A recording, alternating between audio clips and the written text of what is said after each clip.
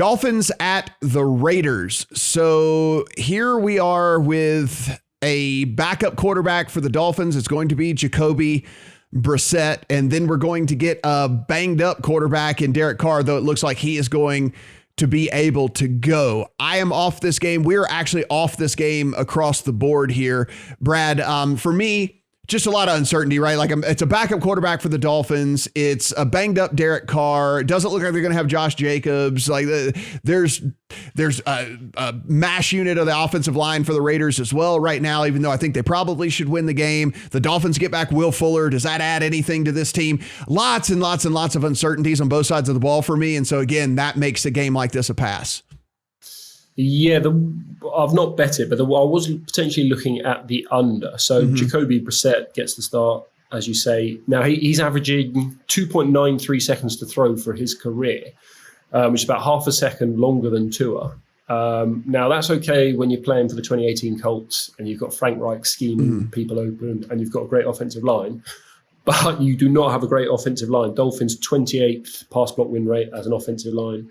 And the Raiders, again, this is another team, a bit like the Bengals, that they've been a bit mercenary, brought in some free agents, but they have improved. So they're fourth in pressure rate, this Raiders defense. And it is because they've paid two bad offensive lines in the Steelers and the Ravens, but they've got another bad offensive line here, and they've shown that they can win against that, right? So I do think it's a bad day out for the Dolphins offense. And on the other side of the ball, I still don't think this Raiders offensive line is very good. They're 21st in pass block win rate. So maybe the Dolphins can throw some stuff at them with Derek Carr a little bit banged up. So as I say, no play yet, but looking at under 45 or so.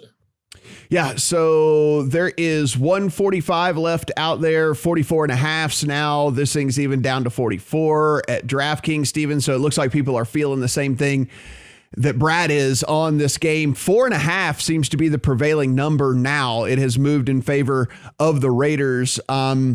Listen, we have a very small sample size of Tua.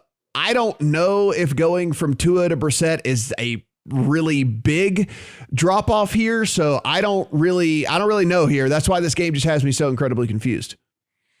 Matt, am I remembering this correctly that earlier this week, this spread got as high as 5.5 for the Raiders? Or am I mixing that up with another game? Do you remember that too? I don't think it got that high, but maybe it did. Well, I'm looking.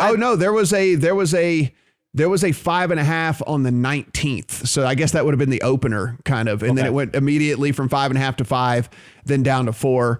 And then now we're back up to 4.5. Yeah, it's just interesting to me that, I think the market agrees here that going from Tua to Jacoby Brissett isn't all that big of a difference, right? Especially a banged up Tua.